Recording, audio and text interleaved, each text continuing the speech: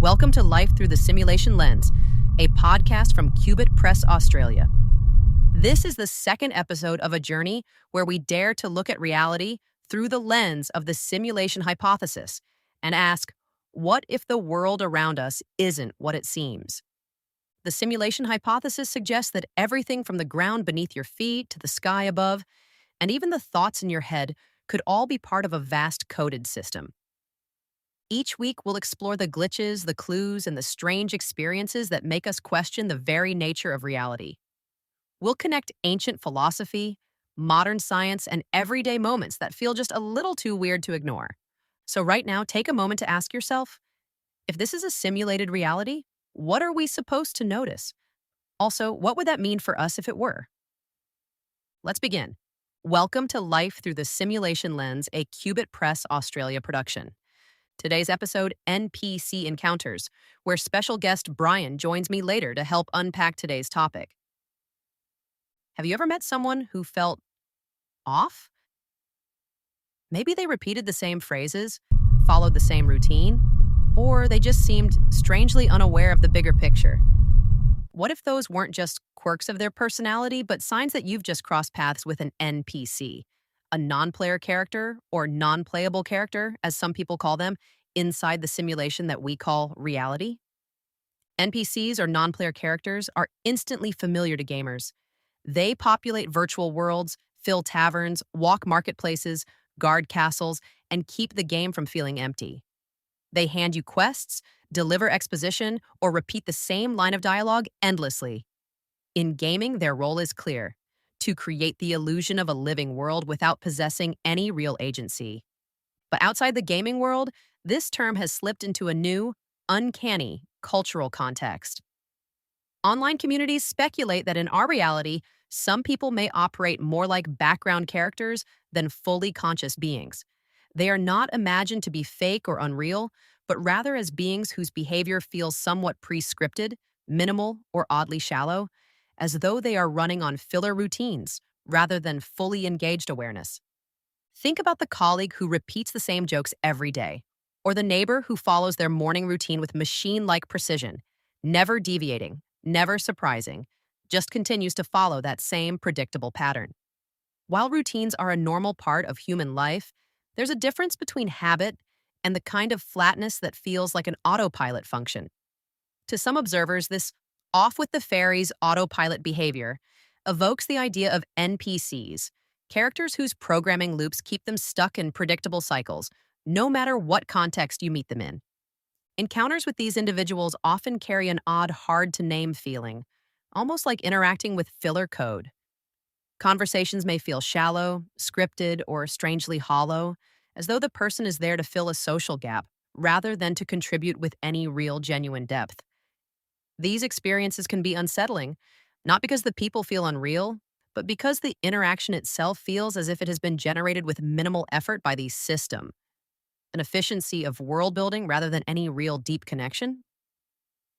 Sometimes NPC encounters bleed into experiences we already associate with glitches in reality, like déjà vu.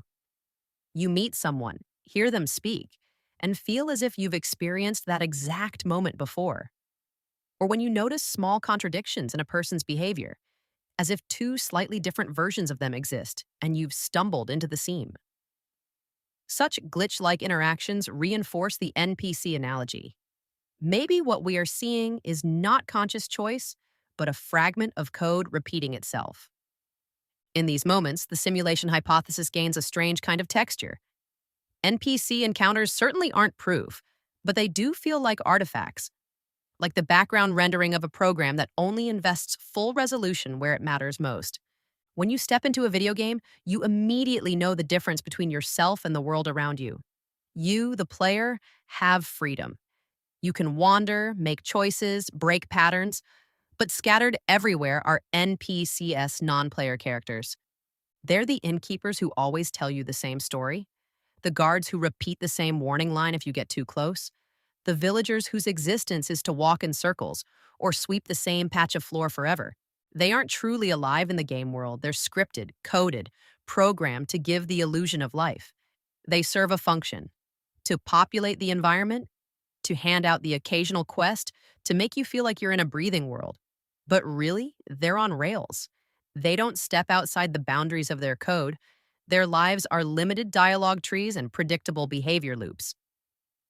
And here's where things get strange. Over the last decade, communities online have taken this idea and begun applying it to our real world. They ask, what if some of the people around us operate that very same way?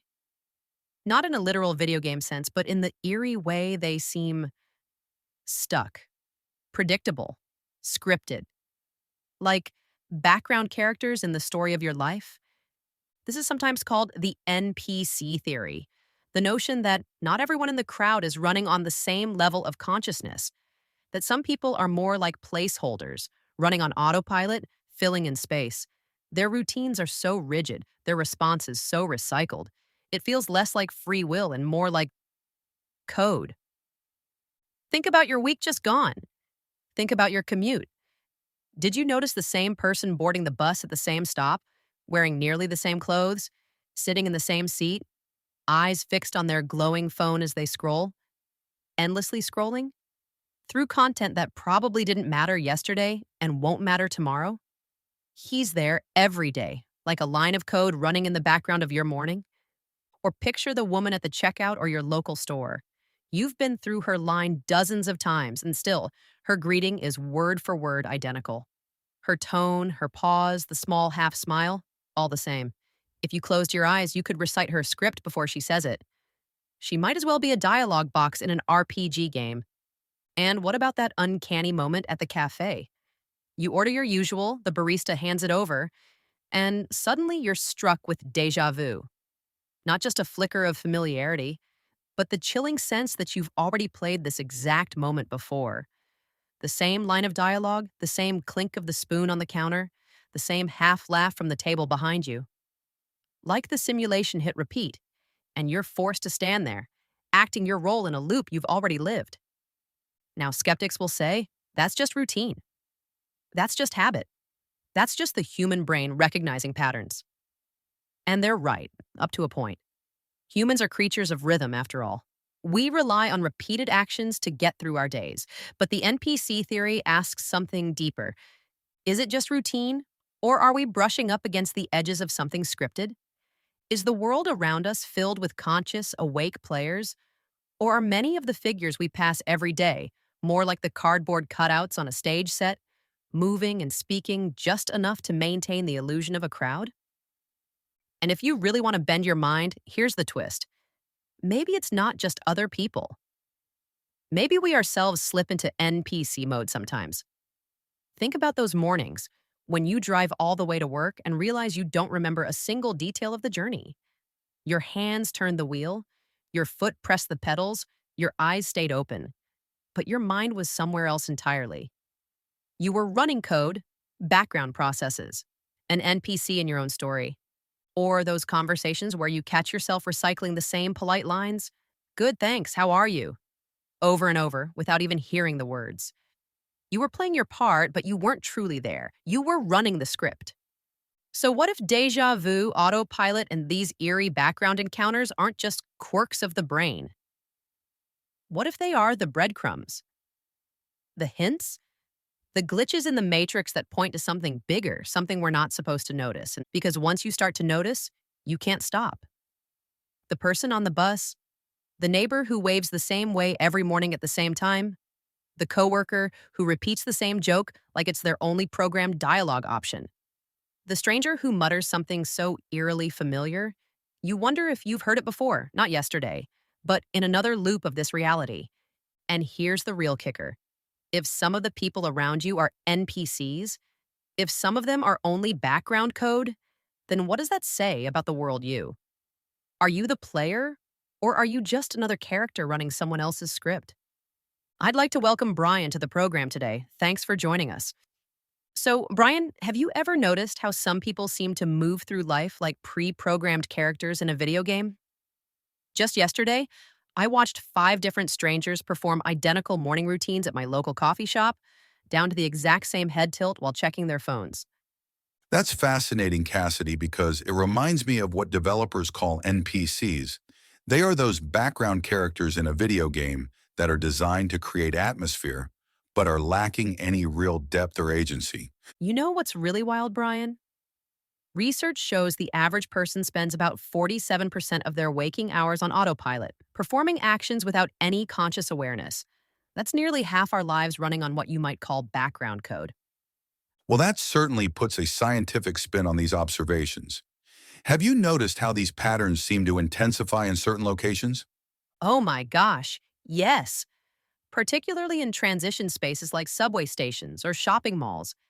I've started documenting these moments, like how every morning between 8:15 and 8:30, the same 12 people perform the exact same sequence of movements at my local train platform. That kind of precise observation reminds me of behavioral studies showing how humans naturally fall into synchronized patterns in crowded spaces.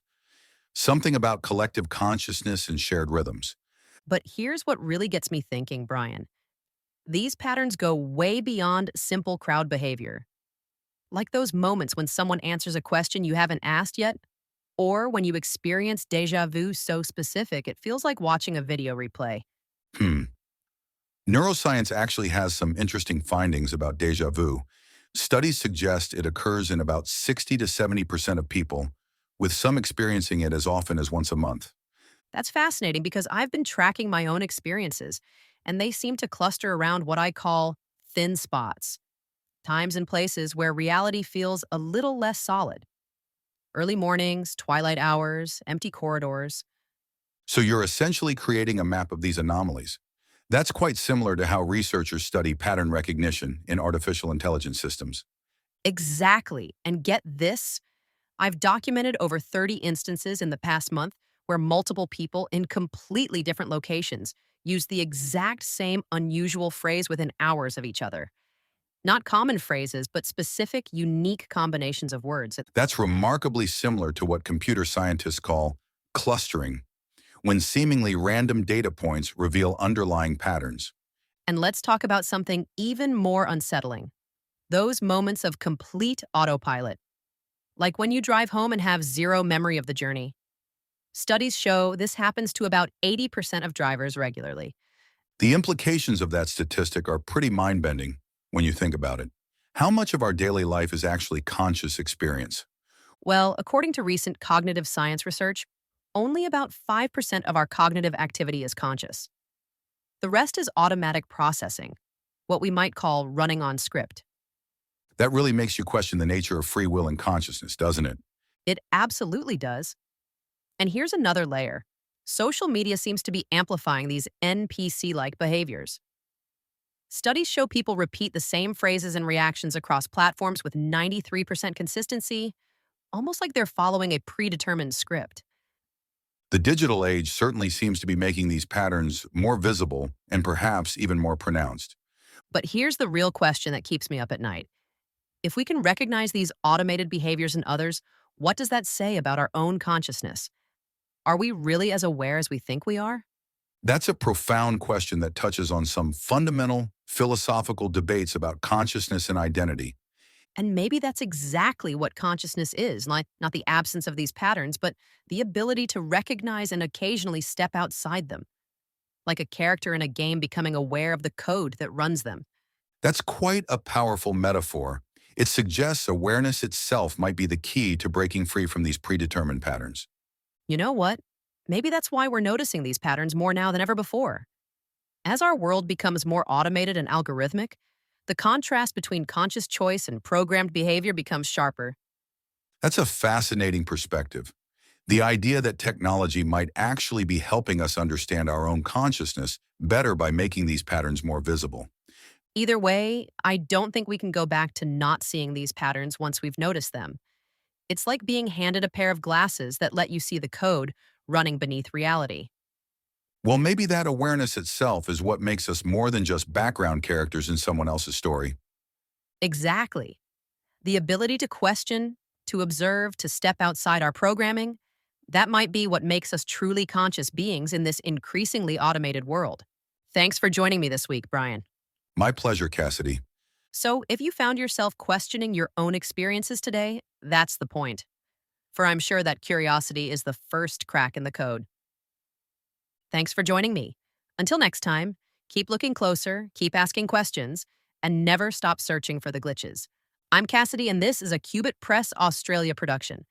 This podcast is for informational and entertainment purposes only. The views expressed are speculative and do not represent established scientific fact.